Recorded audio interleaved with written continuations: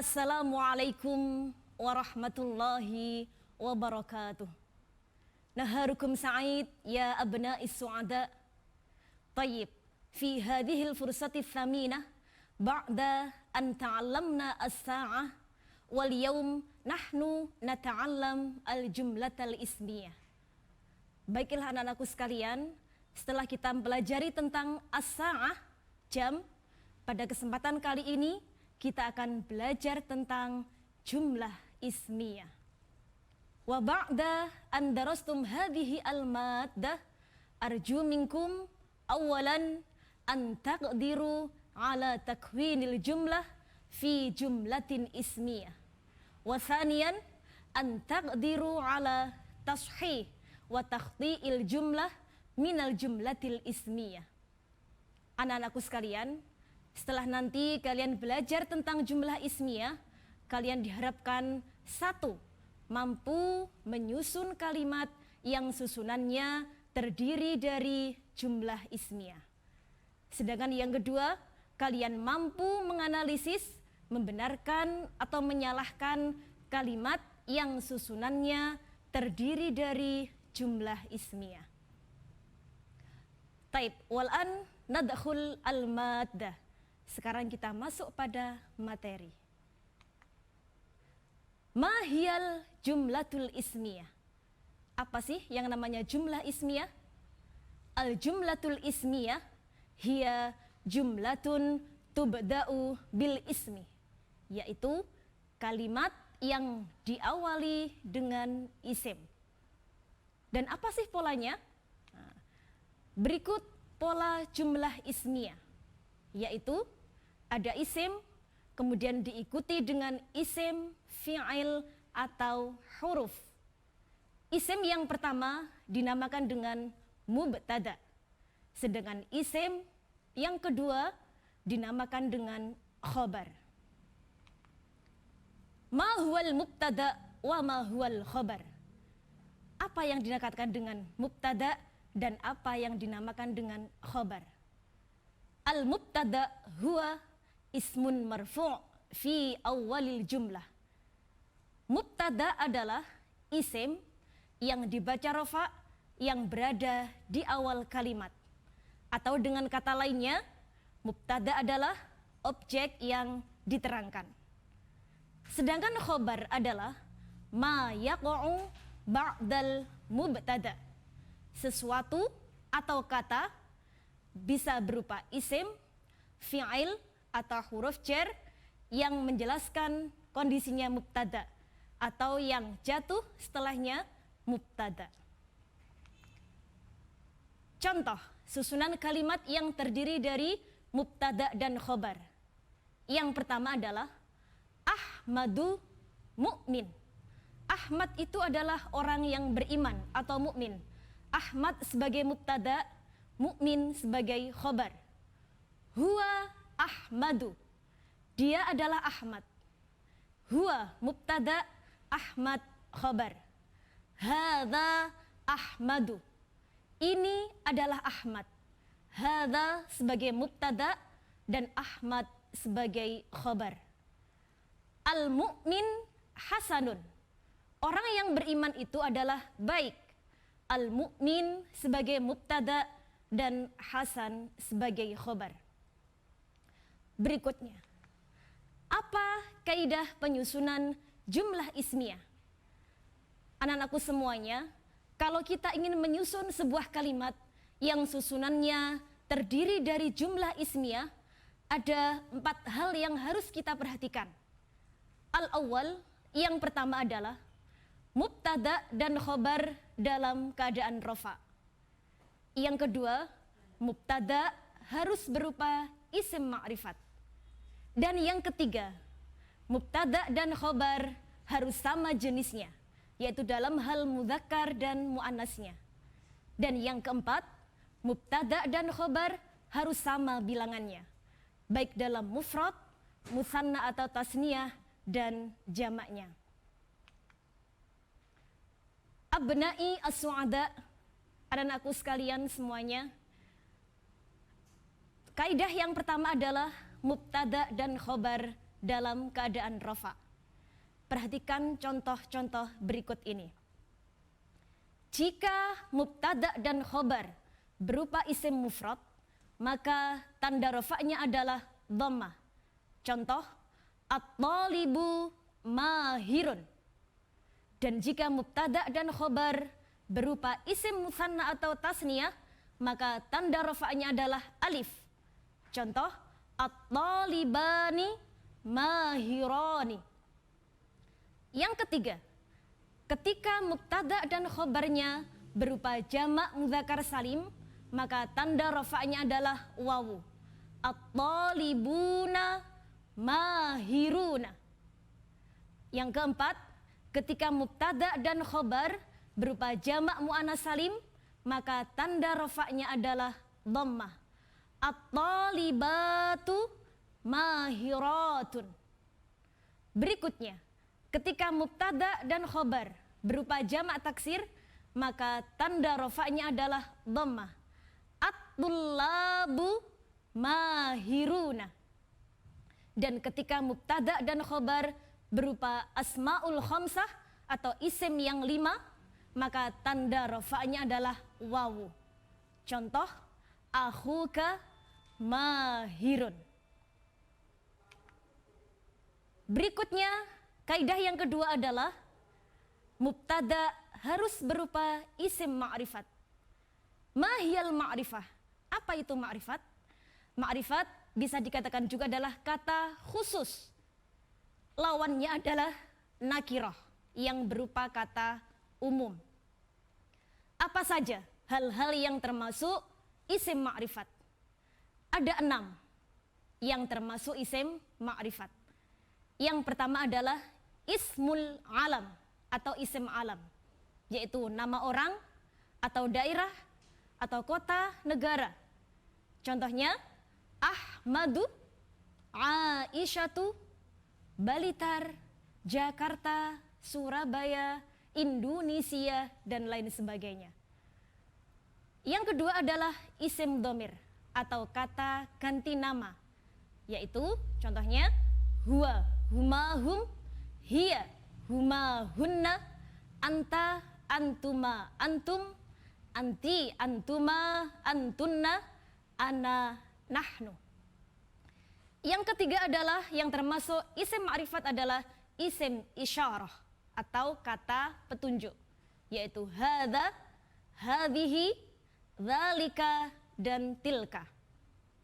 Yang keempat adalah isim mausul atau kata sambung, yaitu contohnya alladzi, ada allati, alladzani, allatani, ada alladzina, dan allati. Ada ma dan juga man. Berikutnya yang kelima yang termasuk isim ma'rifat adalah isim yang ada alnya. Contohnya al-kitabu, at-talibu, al-madrasatu, dan lain sebagainya. Dan yang terakhir yang termasuk isim ma'rifat adalah isim yang disandarkan pada isim yang sudah ma'rifat. Contohnya Kitabu Ahmad, di mana di sini kitabun, lafadz kitabun disandarkan pada isim yang sudah ma'rifat, yaitu Ahmad yang berupa isim alam. Yang kedua, kitabi. Kata kitabun di sini disandarkan pada isim dhamir berupa ana menjadi kitabi. Contoh yang ketiga adalah kitabut talibi. Kitabun disandarkan pada isim yang sudah ma'rifat karena ada alnya, yaitu lafadz at-talib. Abna'i as-salihun. Kaidah yang ketiga adalah mubtada dan khobar harus sama jenisnya, yaitu dalam hal mudzakkar dan muannasnya. Jika mubtadanya mudzakkar, maka khobarnya juga harus mudzakkar. Dan sebaliknya, jika mubtadanya muannas, maka khobarnya juga harus muannas.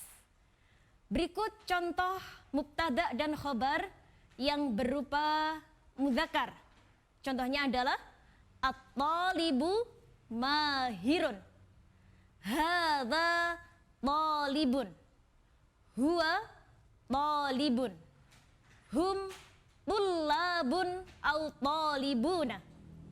Dan yang terakhir adalah akhuka talibun. Selanjutnya contoh mubtada dan khobar yang termasuk golongannya yang muannas.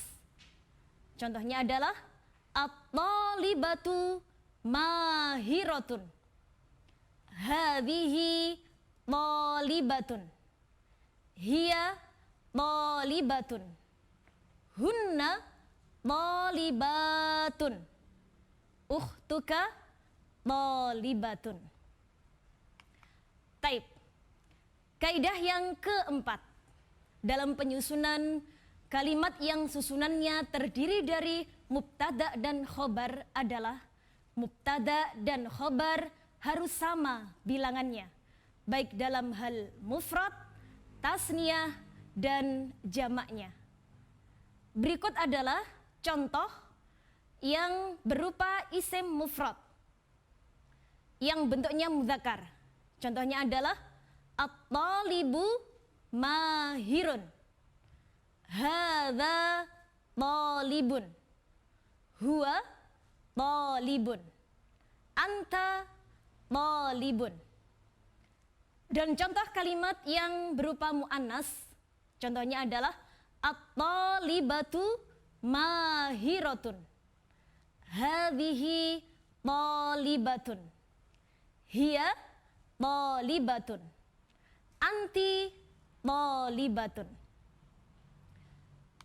Berikutnya contoh mubtada dan khobar yang berupa isim musanna atau tasniyah. Contoh yang pertama adalah yang berbentuk mudzakkar atau laki-laki. Contohnya adalah at-talibani mahirani, hadzani talibani, huma talibani, antuma talibani.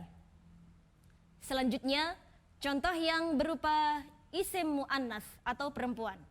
Contohnya adalah at-talibatani mahiratani, hatani talibatani, huma talibatani, antuma talibatani. Abna'i as-su'ada. Berikutnya adalah contoh mubtada dan khobar yang sama bilangannya yang berupa isim jamak. Kama arafna, sebagaimana yang sudah kita ketahui bahwasanya jamak itu ada 3.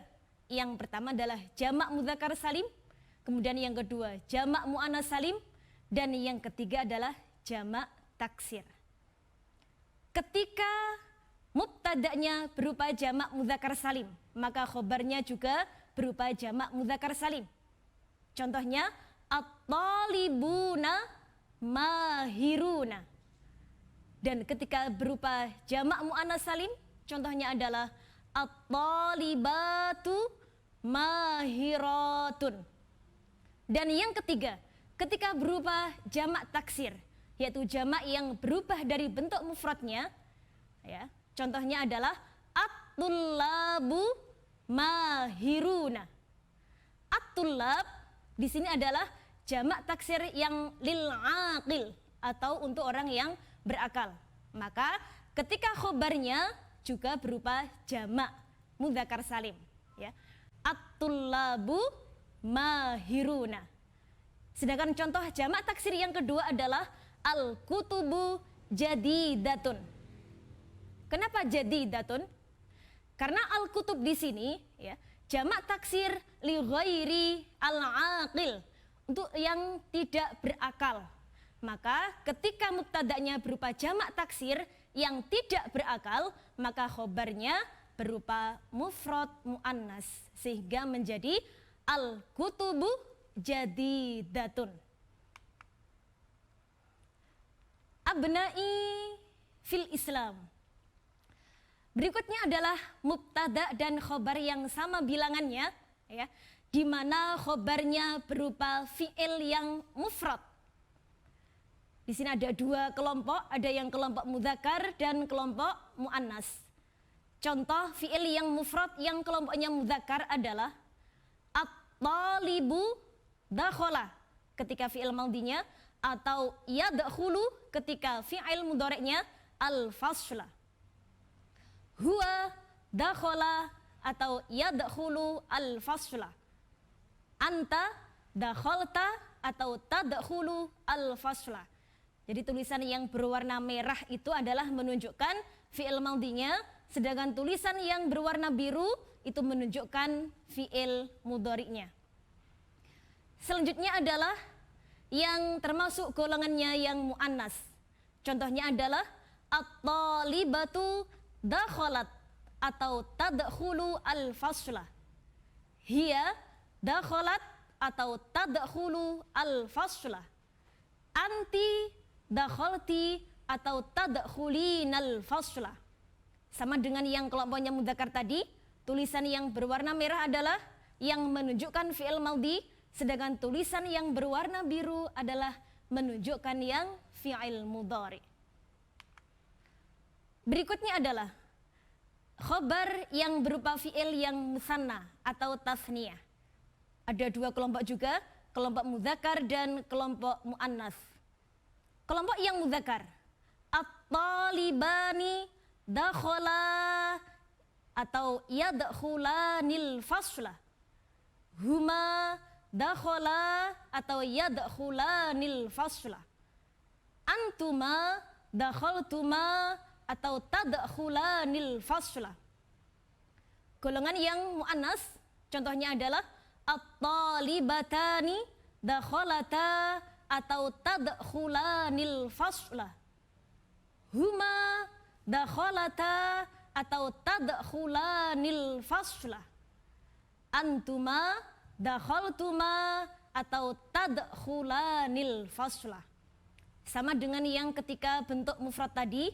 Jadi tulisan yang berwarna merah adalah ketika dalam keadaan fi'il madhi, sedangkan yang berwarna biru adalah menunjukkan kalau dia fi'il mudhari. Berarti dari sini kita lihat ya perbedaannya dari tadi yang mufrad ke tasniyah. Nah, kalau yang tadi mufrad tidak ada tambahannya sama sekali, ya dakhala, kemudian yadkhulu. Nah, ketika di tasniyah ada tambahannya alif. Berarti di sini tanda rafa'nya adalah alif, ya yadkhulani. Itu tanda rafa'nya adalah subutun nun. Kemudian tadkhulani juga subutun nun karena dia adalah af'alul khamsah. Berikutnya adalah mubtada dan khobar yang sama bilangannya yang berupa fi'il yang bentuknya jamak. Ada dua kelompok juga, ya. Kelompok yang pertama adalah mudzakkar, sedangkan kelompok yang kedua adalah muannas. Kelompok yang pertama contohnya adalah at-tullabu dakhalu atau yadkhulunal fasla. Hum dakhalu atau yadkhulunal fasla. Antum dakhaltum atau tadkhulunal fasla. Sedangkan yang di kelompoknya muannas adalah at-talibatu dakhalna atau yadkhulnal fasla. Hunna dakhalna atau yadkhulnal fasla. Dan antunna dakhaltunna atau tadkhulnal fasla. Sama dengan yang sebelumnya tadi, tulisan yang berwarna merah adalah menunjukkan kalau dia berupa fi'il madhi. Sedangkan yang tulisan yang berwarna biru menunjukkan kalau dia adalah fi'il mudhari. Taib, abna'i as-su'ada wal mahbub wal ahibba, hadhihi hiya al-maddah allati ta'allamna al-yawm. Asallahu ay sahila umurana wa antum takdiru ala amali al-wadhifah allati a'tatkum al-ustadzah. Anak-anakku sekalian, inilah tadi materi yang kita pelajari kali ini yaitu berupa jumlah ismiyah. Mudah-mudahan Allah selalu mempermudah urusan kita dan kalian nanti mampu mengerjakan tugas yang diberikan oleh guru kalian. Sebagaimana tadi tujuannya adalah mampu membuat kalimat yang susunannya jumlah ismiyah Dan yang kedua, mampu menganalisis kalimat yang susunannya terdiri dari jumlah ismiyah. Taib, illa liqa wal afu minkum. Syukran katsiran ala husni ihtimamikum. Assalamu alaikum warahmatullahi wabarakatuh.